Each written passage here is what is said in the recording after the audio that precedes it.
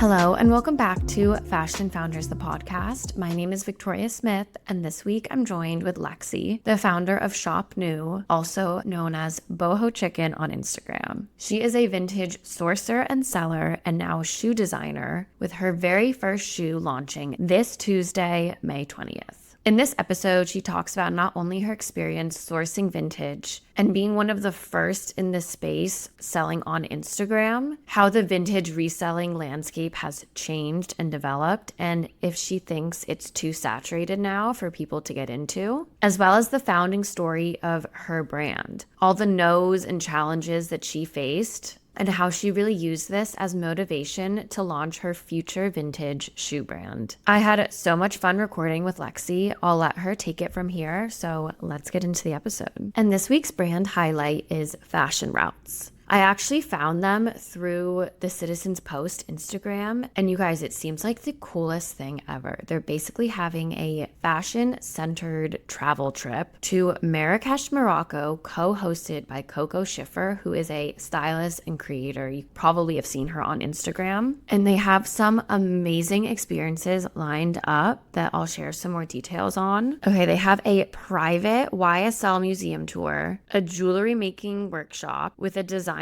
featured in Vogue Arabia, a visit to a women-led textile cooperative supporting local artisans, where you can learn the art of weaving, and it just has this big focus on Moroccan craftsmanship. The trip takes place from November 1st to 7th this year in 2025, and if it all works out with my calendar, I would love to go on this. It seems like such an insanely cool way to learn more about fashion and culture, and in a place that I've never been before. I spoke to the founder and she shared some future hopes and destinations as well for these kinds of trips, like Copenhagen, maybe Mexico City, Paris, and just what a cool way to explore a city through the lens of fashion if that is something you're deeply passionate about and interested in. I'll share the link to the details about the trip, but it seems so cool. I'm hoping to go, and maybe I'll see you in Morocco.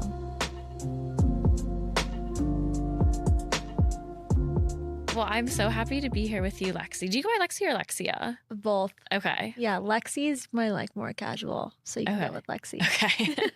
And I'm happy that you're in New York and we overlapped and everything. Me so too. If you could get into a bit of your intro, what brings you to New York, we can get started. Yeah, thank you for having me. I'm from New Jersey and I went to school in the city, so I always love to come back like once a quarter. And now I do pop-ups here a few times a year. So I'm here for a pop-up that I'm doing with Still Here, and then I'm also here doing some stuff in advance for launching my shoe line. So Which you're wearing right now. yeah, I'm wearing my first sample. It's still a work in progress. Yeah. But it's exciting. It is really exciting. And so before we talk about how you're making your own shoe and how you became kind of like a connoisseur of vintage shoes as well, what brought you into the fashion industry? I just always loved fashion. I feel like all of us fashion people kind of like we're just born with this need to want to, buy clothes. And I always was a heavy shopper, and eventually I'm like, okay, I need to cool down. And then I figured out a way to monetize on my shopping. So now I'm constantly buying vintage and reselling it. And the beauty of vintage is I can wear it a few times and then give it a new life. It's so smart. And like people who are influencers or just found ways to monetize doing what they love. Yeah. And like taking notes throughout all these episodes. So how did you start selling vintage clothes? Like what was like the first piece? Were you just like a Depop seller and it became more formalized? How'd it go? My process was not really typical. Like I said, I just always had a shopping problem. And then I was at this point in my career where I was trying to figure out what to do next. I had done corporate fashion, I had done personal styling, celebrity styling, and none of it was really fulfilling me. So I kind of took a step back and I thought I need to figure out what my next step is. And I knew I was a tastemaker. So I explored different avenues of tastemaking. I tried interior design and graphic design, and I was like, no. And then I had a TikTok go viral of a pair of my shoes. It was these Dior Dice Mules. They're my favorite pair in my closet now, obviously. And it went viral. It was just my feet walking. And everybody was like, where can I get these shoes? I'm like, these are really rare, like archival Dior shoes. But I see that there's a need for them. So I did a small drop of shoes, like 10, 12 pairs online, and they sold out instantly. And before I knew it, I had a full functioning business. Yeah, I got really lucky with timing. I will say there's so many girls now in this corner of the market that I'm in. And it's not to say that I'm any better than them or I have a better curation. I just had really good timing. I think I entered into the industry. It was right around peak COVID time, and it was when people were starting to recognize vintage and resale as like a really solid way to build a wardrobe. And we were kind of moving away from, the Forever 21s of the world and just trying to be more meaningful with our wardrobe. So I was really lucky to enter into the market when people started to pay attention. Yeah, I feel like you and the millennial decorator were kind of around the same time sourcing this like beautiful vintage that people hadn't really seen in a while or was new to some people at least. Yeah. People always bring her and I up together in the same sentence because it really was like a very similar timing. And I think that there's room for everybody. And it's part of like what she does and what I do are so different than each other, although the foundation is the same. And I think that's the coolest part about doing vintage. It's like people's perspectives are so clear. Yeah. And when you're a creative person, you are the differentiator. Like no one can really copy what's going on in your mind. Exactly. So exactly. It feels less competitive, I think, than other industries sometimes. Yeah. Well, now it's just so saturated. Like I'll have girls following me that are sourcing exactly what I, have sourced. And that can be obviously it's very flattering, but it's definitely frustrating because then the market value of things just goes crazy. Yeah. And I just have to keep evolving as to what I'm bringing to my customers because it's like something I sourced before that I found on the RealReal or eBay that for $60 is never going to be $60 again once I post it on Instagram. It's really interesting. I've kind of done like a small series on Instagram of stuff that sold on the RealReal for under $100 and is now being resold for like $700. I'm like, who snagged these? Like, was it the reseller? Is it some girl who doesn't even know that she could probably sell them for 10 times the price? Like the Ladybug Chanel heels. Oh, yeah. I'm thinking of. Too. Yeah. So, yeah, the market value has gone crazy right now. It's actually insane. I think it's at its cap. I don't know. Now with the tariffs, I do think it's going to somehow go even higher because people are going to be looking to secondhand shopping now because everything else is about to get really, really expensive. But I don't know how much higher it could go, honestly. Like, I don't know. I don't want it to go any higher because it makes my business almost feel impossible sometimes to have healthy margins and to also give products to people that don't feel so overly priced. Yeah. It's unfair to everybody. Yeah. How have you navigated those kind of changes out of your control, whether it's like tariffs in the economy or, I mean, you said you started during COVID. That's like an unprecedented time. Like, how have you continued doing what you're doing and just evolving? I guess I always say my strongest tool is my intuition. And with having a fine-tuned intuition comes foresight. So back in COVID, I had the foresight to understand that people were going to become more conscious with their budgets and with their shopping behaviors because the economy was crashing. Everybody was at home and chronically online. So it was a great time to also build an Instagram business. And now my intuition, my foresight has led me to creating shoes in a very sustainable and meaningful way because I do think, like I said, vintage is like at its cap. There's so many resellers in the business now and so many girls with Instagram accounts just like mine. And it's like only the strong are going to survive, like honestly. Survival of the fittest vintage. Yeah. So it's like at this point, I feel really strong with what I've been able to create in this market and the community I've created. And I'll always love vintage and provide some sort of vintage, but I don't want that to be the forefront of my business anymore. Yeah. No, it's really smart. And like it's something you see, I think a lot of influencers do. Like I can't just keep taking brand deals. I need to have something that I completely own myself. Like I'm kind of thinking a We Wear What, or I think like Song of Style was like an OG creator. So it's really smart, I think. And when you're so involved with a corner of the market the way I am with vintage shoes, I also see the gaps so clearly between what used to be available and what people want in the vintage market and what's not available today. And so many of these large brands are just missing it. Yeah. And I feel like I am the core of my customer because I am her. So I really want to create these future vintage pieces that like you will want to give to your daughter one day. Like a really meaningful piece in your closet that's good enough to sustain decades the way these other pieces that I'm selling are. Yeah, absolutely. Is that kind of where you're getting your inspiration from the shoe that you're designing? Yeah. Yeah. I mean, I have an amazing archive myself, as you can imagine, but I've also kind of had so many ideas, and that's overwhelming in itself because I'm starting with one shoe. And it's like, okay, my first pancake, I want it to be perfect, but I know it's not going to be. I want it to be a wedge, a sandal, like, there's so much I want to create, but it's like I just have to create something that feels true to who I am, which is why I'm doing leopard print and a pump, because it's like that's what I reach for. Yeah. I think leopard's a neutral, and I think it makes a statement. And it's what I know best, being from Jersey. So I think it's a really good place for me to start. I mean, I love the outfit today. Thank you. Good. Yeah, leopard is a neutral. If anyone's telling you otherwise, they're lying. I feel like that came up a lot last year because I feel like leopard or cheetah, both of them really had a moment in 2024. Yeah. And all the people who loved it were like, don't make my culture your trend. Oh, yeah, like, the whole mob life aesthetic. Yeah. Yeah, I did take that personally, being from Jersey. Growing up, everything in my room, my bedding, I had Ralph Lauren leopard bedding with Ralph Lauren leopard towels. And then going through baby photos, I'm always wearing leopard. My mom's wearing leopard. It's like, yeah, it did kind of suck to see everybody turned on to it for like a season. But the people that keep it in their rotation, they feel me.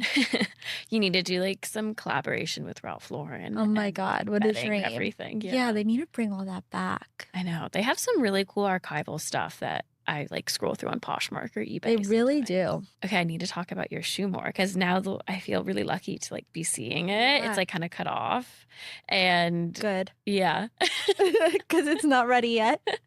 You were one of the first people to see it. I just received the sample a few days ago. Oh my God, it looks really cute. It really does. I see the inspiration for the vintage. Yeah, basically what I did.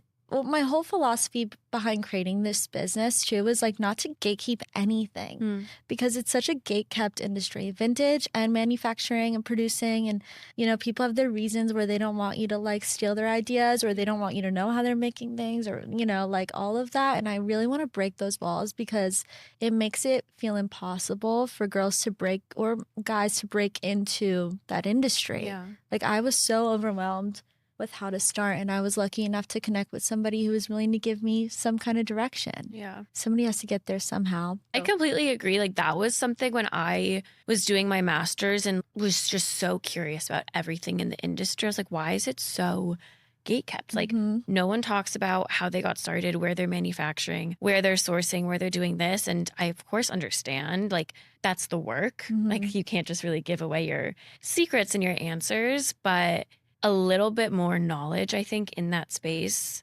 would just really benefit, I think, maybe everybody, honestly. Yeah. Because more people could get involved. The consumer's really smart now. Yeah. And they want to also understand how their product's being made, why it's being made. And with all these tariffs and all the TikToks of that Birkin's coming from China and all of these even major brands like in the influencer space that are being produced overseas and not the most ethical practices that are being outed now, like that is the opposite philosophy that I want. I want anybody to be able to look into what I'm making and be like, wow, it makes sense why the product is that much money. Humans are touching it that are being paid well. I'm making it in Portugal, and I talked to my team, and I'm going to go visit there. And it just feels like such a solid like pipeline from like creation to consumer. And that is so important to me from somebody that comes from like sustainable vintage background when creating a new product. No waste. Everything will be made to order. So if you place an order for the shoe, that shoe is just being made for you because you placed that order. No extra waste. And that plays into that future vintage component too, that it's one of one in a way, So I know this because I follow you on Substack and was reading, but how did this come to be? Because I feel like it's something you've had an idea of wanting to do for a while, and there are some obstacles in the beginning. Yeah. I mean, there's always obstacles with everything. I felt the urge to make a shoe about a year ago, and I did a deep dive. I listened to all the podcasts. I listened to podcasts with Stuart Weitzman and, Christian Louboutin, and read books from Manolo Blahnik, and even La Rude, like listened to a podcast with the founders of them. And everybody kind of talks about how important it is to have your own manufacturer when you're trying to break into shoes and do it in a big way. And that's really expensive. So I felt very overwhelmed. I was like, how am I going to do this? The few people that I asked that are in the industry were like, don't do shoes, you will go bankrupt. It's like such an expensive part of the industry. The sizing range is insane. And shoes are very expensive to make. Yeah. They're not a cheap product to create. So I kind of just felt defeated by the idea. And then I ended up making a connection with somebody that knew a really important person in the shoe industry, a really big name, a very novel name. I won't say who, but you can connect some dots. It's like the first shoe I ever remember collecting. And I was like, this is it. I'm going to pitch my idea to them and have them do this with me. I mean, there's no better way to do that. I pitched to them 3 or 4 times and they came back and they were like, we're not interested. So I was like, oh, okay. And then I tried everything in my power to get involved with people like at Revolve. I couldn't even get anyone at Revolve to answer me. That's surprising.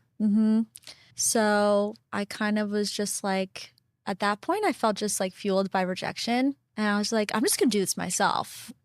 Screw what everybody said. Like, I'm going to figure out a business plan that makes this able to work for me. And then I put out a feeler on my Instagram story and I just said, does anyone know anyone in shoe manufacturing? And I was lucky enough to have an amazing customer in my corner that knew someone and connected me with somebody. And that's how I found my manufacturer now. Wow. I mean, yeah. I love hearing that. I feel like that is just a story of entrepreneurship of like, no. And you have to believe that what you're building is worth it and in your ability to carry it out, or else someone else might be like, maybe it's just not meant to be. Like, maybe I just shouldn't do this. And now here you are, you're wearing this gorgeous product. Yeah. And that must be also like so much more fulfilling. I think that's like you're doing it all yourself. It is. I think that if I lended my ideas and my vision to these bigger companies, I probably down the road would have felt a little bit lost. And I'm just so involved with every single part of this process that this is like my identity at this point. Like, this is what I live and breathe for. My boyfriend is working with me. It's like my mom is so involved. All my friends are so involved. It's like this passion project for all of us. And that's also been really exciting too. Yeah. You have a really good community, I would say. Are they just like so excited? I'm always in denial about my community. And then I do these pop-ups in New York, or I like put out public, questionnaires, and the feedback I get is always so meaningful. And I'm like, I just feel like nobody's listening to me half the time. It's so nice to see, like, even you saying you read my Substack. I'm like, oh my God, people read this. Yeah. So I feel so lucky to have people that are engaged with what I'm doing. It's really a gift. Yeah. And I think just, at least for me, I'm definitely the type of consumer who wants that story and wants the connection to not just the product, but the person behind it. And like, I love knowing like, oh, my money and my time is going towards this person and what they're doing. And I really believe in it. And so I'm sure other people following along are like really excited, like rooting for you, Yeah, it's really nice. So I think that's what these big brands too are like so desperate to channel, and they can't. Yeah. Like, how many of these other shoe brands can say that there's a girl that designed the shoe, concepted it, and then she's going to wear it for a week in Manhattan to see where she gets blisters and if she gets blisters. And like all of this wear testing I'm doing this week is to like tweak. Like, I already know I'm going to make the trim thinner because it's cutting into my foot a little bit too much. But then I know the padding on the insole is perfect because it feels like very seamless on my foot. I don't feel any pain like in the arch. So it's like every little thing is being so thought out by one person. And when I bring this product to market, I'm literally giving birth. Love it. Literally.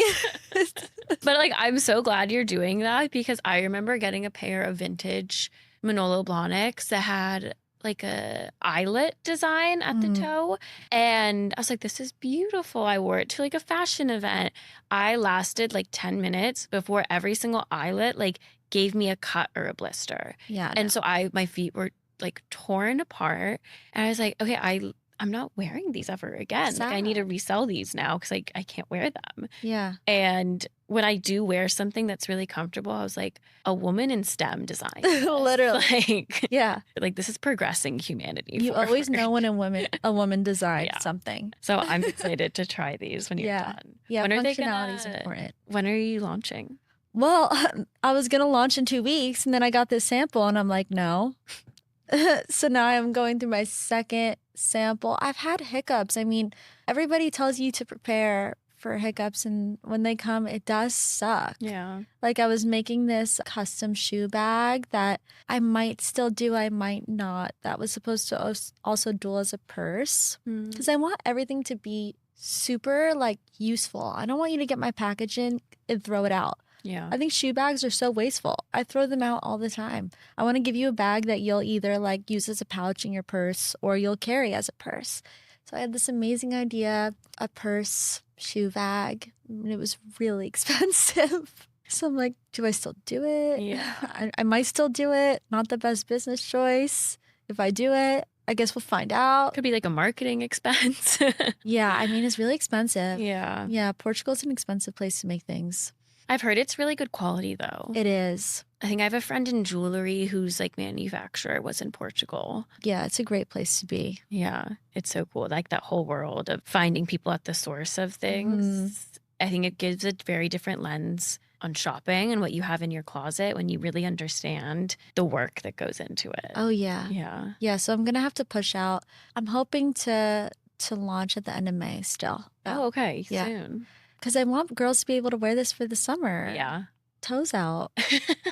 Are you going to do like a launch event in New York? No. Or in LA? I got no budget for that. True. Maybe real. Yeah, I don't know. I'm literally being as scrappy as possible. Yeah. I'm not spending any money on this. The only money I'm spending on is product photography. Do you do the photos yourself? Because they always come out so good. I do people the like vintage steal your myself. pictures. I know, it's scary. My feet are on the internet. I will not be doing I'm going to like pay a proper photographer for this because it's like important. Yeah, that's so exciting. And you said you're doing an event with your community in New York. And I think there is something with vintage that requires a lot of trust for people to buy it, to think it's authentic, to, I don't know, like I feel like it's not the same as another purchase, especially if it's not coming from like the real, for example. Like if something goes wrong, they're coming for you. Oh, yeah. They know who's behind it. How did you build that kind of loyalty and trust with the people who are shopping from you? I'm just so honest. It's just who I am as a person. And it's funny because my dad is actually a used car salesman. He has a car dealership called Lexi Motors. Shout out, Dad. And he's done that my whole life. And my mom always used to joke, like, he is the worst car salesman because he's so honest. Like, he'll tell you everything wrong with the car when you're buying it, which is what makes him so great. And I feel like whenever I do my pop-ups, specifically in in-person activations, if a girl is putting on a shoe and it doesn't look right, I'm like, I'm not letting you buy that. You would be surprised how many girls try to like shove their foot in a shoe that's just not fitting, or they're so in love with the style, but it's too big. And I'm like, no, we're going to find you something else that feels good. The last thing I want is for you to take it home and have to resell it, or it sits in your closet. Like, I'm very honest with all of the products that I put out there about how they're fitting. I'm the model on all of them. So I always understand like if something's a little bit like wonky, like, but I've only had a handful of people have problems with shoes and, you know, I've had to refund them like a very small amount in 3 years. I mean, there's also leather rot with vintage and it's like, that's out of my control. Sometimes the shoe just falls apart. Yeah. No, there's like general wear and tear. Yeah. But luckily, I don't know. It's a very personal thing for sure, though. You're right. Yeah. Well, that's good to hear. Yeah. I think I've gotten really lucky. Yeah. When you do these pop-ups, you're based in LA, right? And then are you flying with all of these shoes? Is TSA like, who is this girl? I don't know. This time I got one of those things in my bag. Like we went through your bag. I was like, excuse me. Just designer Like, vintage that's in here. Dior. Yeah. The first time I came to New York, I was panicked. I shipped half of it and hand carried the other half because I was so nervous about it getting lost. Now I'm like way more chill about it. I put it all in one suitcase and I just hope for the best. But I used to like break it up into different suitcases, do carry-ons. Like now I just got to trust TSA to do their job. Yeah.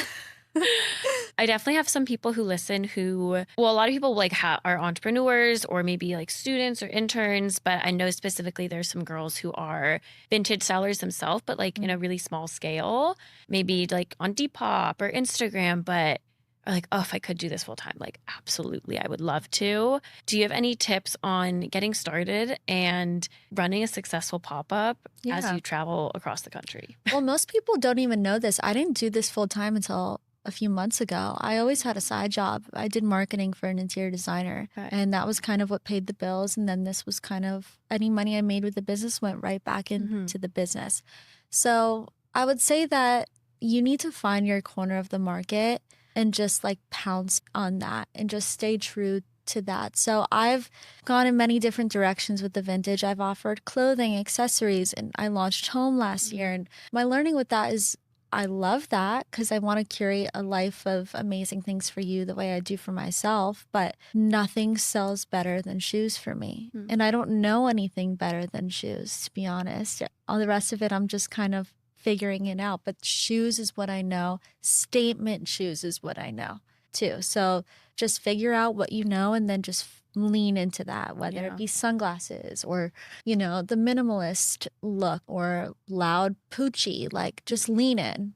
You do have amazing Poochie. Yeah, I love Poochie. I love Poochie so much. Yeah. I couldn't believe you gave away that dress you wore on Substack, or no? Well, Instagram. what happened was that dress was like iconic, and then I always wanted to find another one to sell because I knew I could sell it for a lot of money.